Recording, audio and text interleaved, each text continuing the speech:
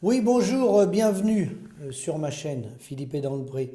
Donc tout d'abord, petit rappel, au niveau, pour ceux qui posent des questions, au niveau du SAMU social, oui, effectivement, on oriente bien les gens, on a des gens spécialisés pour l'optimisation fiscale, pour les MSA, lorsque les gens ils payent trop de MSA, il faut m'envoyer un mail sur philippe.grégoire22 gmail.com et il y a des comptables qui travaillent avec le SAMU social pour rester dans la réalité des cotisations et non pas être déconnecté des réalités et donner des 10, 15, 20 000 euros d'MSA comme j'en entends certains. Voilà, ça c'est dit pour ce qui est des cotisations sociales.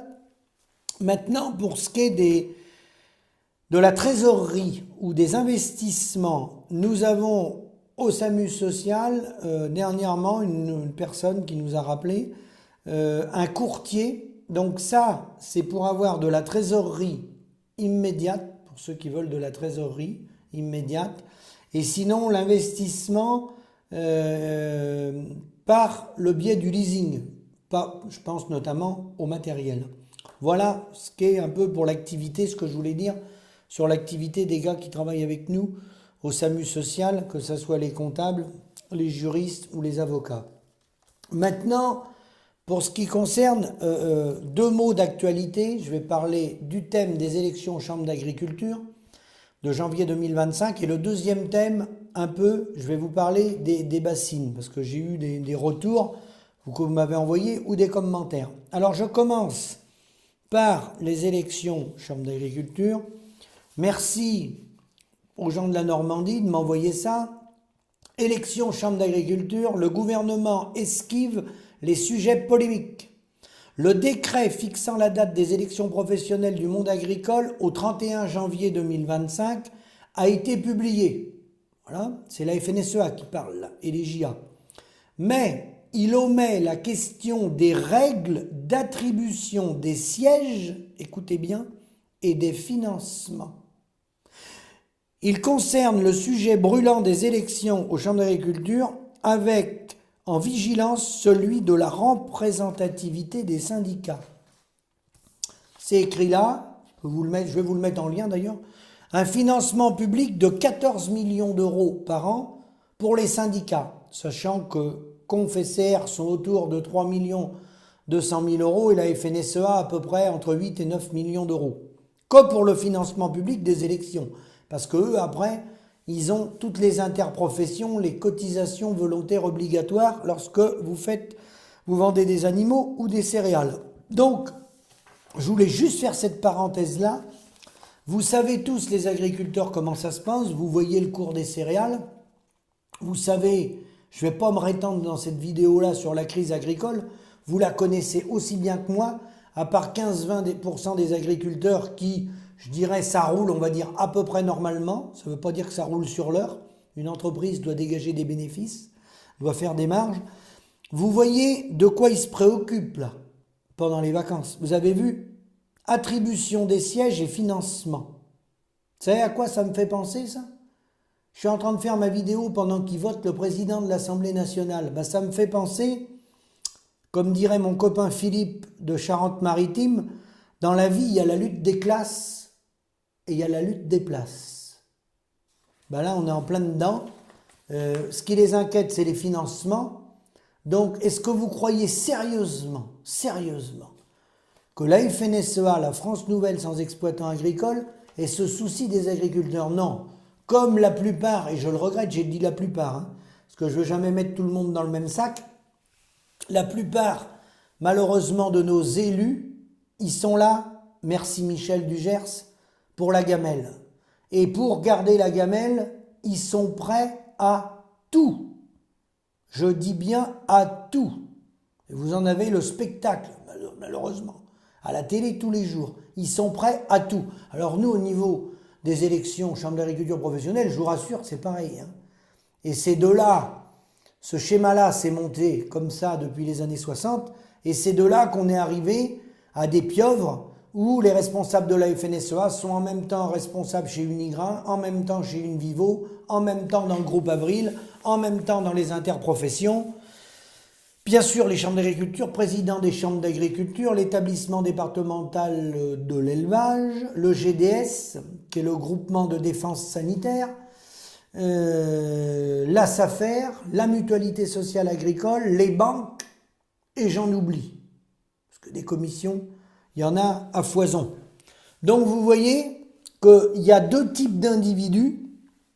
Il y a celui qui bosse et pour rester poli, ferme sa gueule. Et puis il y a celui qui remplit la gamelle et qui court aux élections. Et vous voyez leurs sujets, leurs préoccupations, alors que l'élevage continue de s'en aller dans notre pays. Les gens arrêtent la production laitière, les productions poulet, lapins sont touchés, veau de boucherie, etc. Il y a des crises dans beaucoup de filières. La vigne. Je vous précise que 100 000 hectares de vignes vont être arrachés en France. 100 000 hectares, c'est pas rien. Donc, voilà leurs préoccupations. Les mandats, et regardez s'ils vont garder leur place, parce que vous avez très bien compris que c'est beaucoup plus juteux d'avoir une place que d'être dans l'exploitation. Alors, si le boulot était bien fait, qu'il soit rémunéré, c'est normal. Tout élu doit être indemnisé du temps qui passe, puisqu'il faut se faire remplacer sur l'exploitation. Mais quand on voit les résultats, 2 suicides par jour et le déménagement du territoire, ils ne sont pas dignes, ces gens-là, d'avoir des rémunérations. Maintenant, dernier sujet, les bassines, puisque vous m'avez relancé là-dessus, c'est en plein dedans. Là, je fais ma vidéo, on est jeudi soir, il est 18h. Les bassines, c'est une mauvaise stratégie, les bassines. Telles qu'ils veulent les développer, ils sont partis dans des projets gigantesques comme on a fait les remembrements dans les années 60, où on a arraché tout. Il y avait besoin des remembrements. Je suis pour à 100% les remembrements. Ils sont très utiles à l'agriculture, à condition que ça soit encore raisonné et qu'on n'arrache pas toutes les haies. On peut faire des parcelles de 5, 10, 15, 20 hectares en gardant des haies. On n'est peut-être pas obligé de faire des parcelles de 100 hectares. Bon, voilà, pour les régions de bocage, je parle. Donc, ces projets, ils sont pas bons. Bon. Par contre, par rapport à Sainte-Soline et les bassines, ne jamais oublier, je l'ai dit dans les vidéos précédentes, suite aux élections européennes et législatives, on doit respecter les votes. C'est-à-dire que les bassines qui sont installées, s'ils ont eu un permis de construire, si c'est en règle évidemment, si le permis n'est pas en règle à ce moment-là, ça va être suspendu, ça va être suspensif. Mais si des gens ou un groupement a obtenu un permis de construire, comme c'est pour un bâtiment hors sol, etc., il n'est pas normal d'aller faire des dégradations. Tout comme je suis pour le respect des votes, celui qui est élu, il est élu, voilà. On doit le respecter, même si on n'est pas d'accord avec ses idées. Mais là, pour les bassines, c'est pareil. Celles qui ont été validées, qui ont eu un permis de construire, on n'a pas à aller détruire les propriétés des agriculteurs, ou des bassines, ou autres. Voilà. Et ne surtout pas encourager à la violence. Après, ça n'empêche pas les gens qui ne sont pas d'accord de manifester. Le droit à manifester est tout à fait légal. On a le droit de manifester. C'est un droit. Casser, non, mais manifester, oui. Et après, comme ce schéma-là n'est pas le bon, que des collègues contestent ce développement des bassines, moi je pense que c'est sans doute eux qui ont raison, parce que si on développe des bassines comme ça en aveugle, sans réfléchir, sans revoir le modèle agricole et le projet, on va se planter. On va faire travailler les agriculteurs davantage, c'est déjà le cas, avec de l'irrigation. L'irrigation ne répond pas à la problématique agricole et aux revenus. L'irrigation est indispensable sur un certain nombre de cultures agricoles, les semences, les maraîchers, les horticulteurs, mais sur la grande culture généralisée, le développer sur la grande culture généralisée pour exporter, voire même pour nourrir des vaches laitières et du jaune bovin, ce n'est pas rentable forcément. Donc il faut faire un état des lieux de tout ça pour réfléchir sur les projets d'avenir et non pas faire n'importe quoi. Il faut faire un audit et savoir où ça nous conduit de faire du stockage comme ça. Mais bien sûr, j'ai pas dit qu'il fallait arrêter l'irrigation. Certains m'ont dit tu veux arrêter l'irrigation. Non, j'ai pratiqué l'irrigation, je le pratique encore, très peu, je connais l'irrigation, mais je ne dis que ce n'est pas la solution absolue. Ça répond à des cultures bien particulières. Et lorsqu'on a un peu appréhendé les schémas et qu'on fait des calculs, qu'on accepte de se remettre en cause, moi l'irrigation que j'ai montée en 87 avec mon père, qui irriguait avant moi lui, il irrigue depuis les années 60 puisqu'il faisait du tabac, petit volume bien sûr, des petites quantités. Je dis bien si c'était à refaire, mais à ce moment-là je n'avais pas toutes les données que j'ai aujourd'hui. Si c'était à refaire, moi personnellement, et je ne suis pas le seul, je ne remonterais pas l'irrigation dans mon exploitation pour faire de l'élevage. Mais j'ai bien dit à titre personnel. Je n'empêche pas les autres d'arroser, et il y en a qui vont faire des petites réserves d'eau pour irriguer, parce qu'ils ont des rotations avec des maïs dans leur exploitation. Ce n'est pas forcément idiot, mais il faut le raisonner. Mais faire des bassines gigantesques dans les départements pour inciter les gens à irriguer partout, pour exporter ou pour augmenter les volumes, là, on va droit dans le mur. Il y a un schéma à mettre en place, mais ce n'est pas celui-là. Là, je suis sûr, et on peut se donner rendez-vous, ce n'est pas celui-là qui est le bon. Donc, merci de toutes vos remarques, merci de m'interpeller. Réfléchissez bien à ce que je vous ai dit. L'irrigation n'est pas l'alpha et l'oméga des problèmes agricoles. C'est le modèle agricole influencé par le COPA-COGECA, la FNSEA, le réseau Chambre d'agriculture, qui entraîne toujours vers des modèles comme ça. C'est tout. Qui entraîne l'irrigation, ça va dans le même panier que les phytosanitaires, que l'élevage intensif, que le fait de demander des permis de construire pour 1000, 2000, 3000 vaches ou 3 4 000 bovins à l'engraissement, c'est dans la même dynamique. C'est dans la même dynamique. De toute façon, vous pouvez le vérifier, parce que ceux qui ont des exploitations de taille plus petite, ils sont pratiquement pas subventionnés. Ils ont droit pratiquement à pas grand-chose.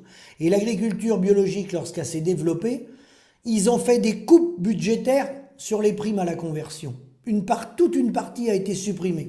Alors que vous regarderez, dans les autres investissements, pour les agrandissements, pour des fermes plus grandes, pour subventionner les grandes stabulations agricoles, le matériel de traite, les mélangeuses, j'en passe et des meilleurs, là il y a toujours eu des budgets.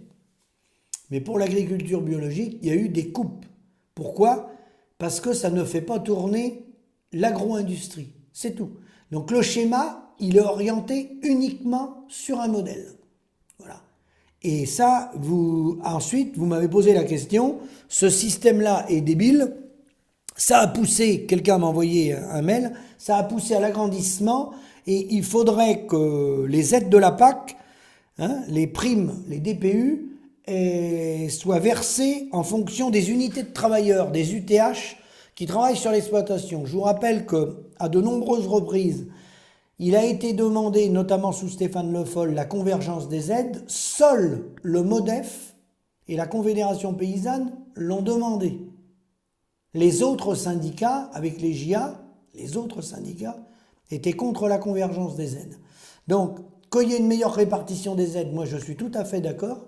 Simplement, vous avez vu où ça bloque. Voilà. Donc un autre modèle, oui, mais pour ça, il faut qu'on se bouge et qu'on dénonce ce qui est en train de se passer. Toujours, on est toujours sur la même trajectoire de l'agrandissement et de l'endettement des agriculteurs. Et je termine 2 mots là-dessus. Prenez l'exemple du projet des bassines. Les gens qui vont faire les études via les chambres d'agriculture, ils n'ont pas besoin de la prime pour la PAC. Les gens qui sont dans les bureaux d'études, ils n'ont pas de DPU. Ils n'ont pas la PAC, ils n'ont pas besoin. Ils ont le carnet de factures, ils vont faire des marges. Tout comme l'entrepreneur qui roule le lisier dans les méthaniseurs. Il n'a pas besoin des DPU pour aller évacuer les produits du digestat du méthaniseur. Non, non, lui, il a sa facture. Les gens qui vont poser les bâches, ils n'ont pas la PAC non plus. D'accord ? Tous les gens qui vont travailler sur ces projets-là, ils sont rémunérés sur la base d'un produit intérieur brut territorialisé. Et vous, les gars, on va vous faire irriguer. Ça ne veut pas dire qu'il ne faut pas irriguer, mais développer des trucs comme ça de masse pour produire plus, vous allez être payé, dilué dans des volumes gigantesques pour l'exportation pour concurrencer, bien sûr, hein, la bande des 12 pays qui influent sur le commerce international de façon constante, vous allez avoir la PAC, la prime pour l'emploi, pour essayer de diluer l'endettement qu'on a puisqu'on n'a pas de rentabilité sur ces outils-là, et vous allez travailler plus pour gagner moins.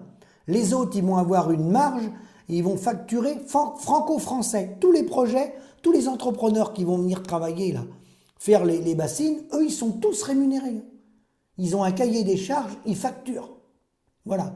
Mais vous, derrière, avec les bassines, c'est à ça qu'il faut réfléchir. C'est arroser, oui, mais pour faire quoi? Au service de qui? Et pour quelle finalité? Et pour quel revenu? C'est jusqu'au bout qu'il faut aller. Un horticulteur, il n'a pas le choix. Je ne reviens pas là-dessus. Un maraîcher non plus. Arroser un peu pour démarrer les plants de vigne, je ne reviens pas là-dessus. On ne va pas laisser crever de la vigne. On plante de la vigne, on l'arrose pour qu'elle démarre. Mais ça, c'est peanuts, ça, c'est des petits volumes. Le débat, il n'est pas là. Il est sur les 27 millions d'hectares qu'on a. Hein, quelle proportion on décide d'accorder à l'irrigation? Est-ce qu'on décide de mettre des bassines gigantesques dans beaucoup de départements pour augmenter de façon exponentielle la surface irriguée sur le territoire? Est-ce que c'est ça qui va ramener du bien-être aux agriculteurs et du revenu? La réponse est non. L'irrigation, il faut la garder, mais de façon ciblée. Mais pas la généraliser comme ils veulent la généraliser. Je vous remercie et à bientôt.